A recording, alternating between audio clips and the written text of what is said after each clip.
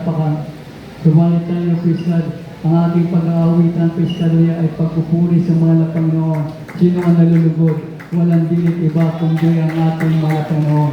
Ano ang ganti ng Diyos? Pag may sakit, gumagaling ang karamihan. Pag may problema na may kalamputan, inaaliw ng mahal na Panginoon. Amen. Praise God, hallelujah. Kapag nasa kapahamakan, tataas lamang kamay, sisigaw ng hallelujah, praise the Lord. Nariyan ang mapagpalang kamay ng ating mahal na Panginoon. Nandun agad ang kaligtasan. Praise God, hallelujah. O, yung mga tao, praise God, hallelujah, umaasa sa karunungan, sa kapangyarihan. Pero tayo ng mga totoong anak ng Diyos, praise God, hallelujah, na ang ating katangian, una at higit sa lahat, ay pagsunod sa kalooban ng mga alak Panginoon. Tayo po ang lubos na pinagpala ng ating mga Panginoon. Malakas muling palakpak sa ating mga Panginoon. Yung sunod na talata sa aklat ng unang Timoteo, kapitulo 5, talata 1, at Efeso 4:11 hanggang 12. Magkasunod ang kasalanan. Dito po sa aklat ng sulat ni Pablo kay Timoteo, kabanatang 5, talata 1. Huwag mong pagwikhaan ang matanda, kundi pangaralan mo siyang tulad sa ama, ang mga kabataang lalaki na tulad sa mga kapatid. Amen. Hindi po natin. Dito po sa bulan ng Efeso Kapitulo 4, ang versikulo po ay 4 ay 11 hanggang 13 po. Dito po ang sinasabi. At pinagkalooban niya ang mga iba na maging mga apostol, at mga iba'y propeta, at ang mga iba'y ebangelista, at ang mga iba'y pastor, at ang mga guro, saka sasakdal ng banal sa gawain ng paglilingkod sa kaitutibay ng katawan ng Kristo. Sa 13, hanggang sa abutin natin lahat ang pagkakaisa ng pananampalataya at ang pagkakilala sa anak ng Diyos hanggang sa lubos na paglaki ng tao hanggang sa sukat ng pangatawa ng kapuspusan ni Kristo. Amen. Everybody say praise the Lord. Ang Diyos ang nagdaragal. Ang lahat magsabi nila. Amen. Praise God. Kaya kung ano man po ang katayuan natin sa harapan ng mga Panginoon, huwag po natin kakalimutan kung walang Diyos na naglagay sa atin. Praise God, wala po tayo rito. Kung hindi po tayo tinawag ng ating mga Panginoon, sapagkat maliwanag po ang pagkasabi sa banal na kasulatan sa aklat ng Juan 16:6, ang Diyos po ang pumili sa atin. O, hindi po tao ang tumawag at pumili sa atin, kundi ang Diyos, praise God, ang tumawag sa atin, maaaring may ginamit ng instrumento upang tayo kayong lubos sa makakilala sa ating mga Panginoon. Kaya nga po, praise God, sa ating paglilingkod sa ating mahal na Panginoon, huwag natin kakalimutan, praise God, ang palaging pagsunod. Praise God, hindi pwedeng bawasan yan. Praise God, kapagkat Diyos ang gumagawa at naglagay ng lahat ng ito para maging gabay natin sa ating pang-araw-araw na buhay upang sigurado tayo na tayo po'y aakyat sa langit pagdating ng oras at panahon na tayo kuhanin ng ating mahal na Panginoon. Ang lahat muli magsabi, praise the Lord. Ako na ang basa ng mga sa unang Timoteo 5:1, Efeso 4, sa Efeso. Dito po sa aklat ng mga unang Tesalonica, kabanatang 5, talata ay 11 at 13. 12 at 13. Dapat pinamamanik namin sa inyo, mga kapatid, na inyong kilalanin ang nagpapagal sa inyo at nangamumuno sa inyo sa Panginoon at mga papaalaala sa inyo at inyong lubos na pagpakamahalin sila sa pag-ibig dahil sa kanilang gawa. Magkaroon kayo ng kapayapaan. Amen. Everyone say praise the Lord. Balikan natin ang pesong ang Diyos ang nalagay. Unang-una yung apostol, evangelista, propeta, guru, fivefold ministry. At yan po ay nasa katauhan ng ating mga magulang sa ating mga Panginoon. Huwag po natin kakalimutan ang Kristiyan. Kaya po ginagawa po natin ang pagrespeto, paggalang, Kristiyan, pagsunod sa ating mga magulang, sa ating mga Panginoon. Sapagkat sila po ang inilagay na tagapanguna sa bawat sa atin Praise God, hallelujah. Sabi pa nga ng Biblia, and I will give you pastor that will feed your knowledge and understanding. Kaya mapalad po tayo sa lahat ng mapalad sapagkat totoong pastor ang ibinigay sa atin ng ating mga Panginoon. Praise God, palagi nasa tuhod ng pananalangin. Praise God, hallelujah. At hindi po tayo nakalimutan kailanman. Praise God, hallelujah, sa kanilang panalangin. Ang bunga, praise God, hallelujah, ng ating pagsunod at paggalang sa ating mga magulang sa ating mga Panginoon. Amen. Humahaba ang ating buhay. Everybody say, praise the Lord. What a blessing.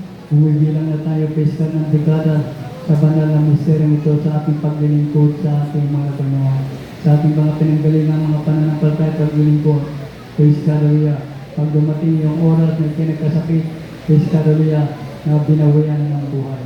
Pero dito, mga namahal, dahil meron tayong totoong pastor, ibang milista, apostol na binigay ng mahal na Panginoon, praise God, hallelujah, sa kanilang pangunang panalangin, palagi tayo naaabot ng mapagpalang kamay ng ating mahal na Panginoon. Kaya babalikan natin, praise God, hallelujah, ang unang talata ng ating nabasa, napakainam ang pagsunod. Everybody say, praise the Lord. Oh, kahit sabihin pa natin, wala na po ang ating mga magulang sa ating mahal na Panginoon. Yung kanilang mga iniwang aral at turo, hindi po natin makakalimutan. Ito'y palaging epektibo. Hindi na wala po yung nabawasan yung Kristiyan kapangyarihan. Kristiyan dalian ng salita ng Diyos ay iniwan sa ating na mahal. Kaya bawat kautusan, bawat programa na ibinigay sa atin ng ating mga magulang sa ating mga Panginoon, sa ating pagtalima, Kristiyan, alam natin, tayo po ang pinagpala at lubos na Kristiyan, hallelujah. Yun nga po, lubos na pinagpala ng ating mahal na Panginoon. Lahat muling magsabing praise the Lord. Praise God, hallelujah. Kaya sino ang hindi maglilingkod sa ating mahal na Panginoon? Basahin natin unang Thessalonica 5:12-13.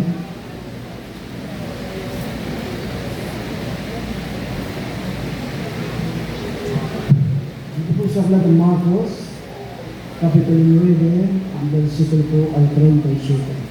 Ito po ang sinasabi. Ang sino mang tumanggap sa isa sa ganitong maliliit na bata sa aking pangalan, ay ako ang tumanggap. At ang sino mang tumanggap sa akin, ay hindi ako ang tinatanggap, kundi ako sa akin ang nagsugo. Amen. Kaya ano po, Kristiyan, ang pinapagawa sa atin? Huwag po natin kakalimutan. Kaya po natin ito ginagawa, Kristiyan, dahil sinusunod po natin ang utos at kalauban ng ating mga Panginoon. Amen. Kristiyan, kahit pa ulit-ulit natin napapakinggan, ginagawa ang mga bagay nito. Alam natin na kaya po natin ito ginagawa. Yung akong pagdalo sa gawain ng mga Panginoon, bakit natin ginagawa regularly?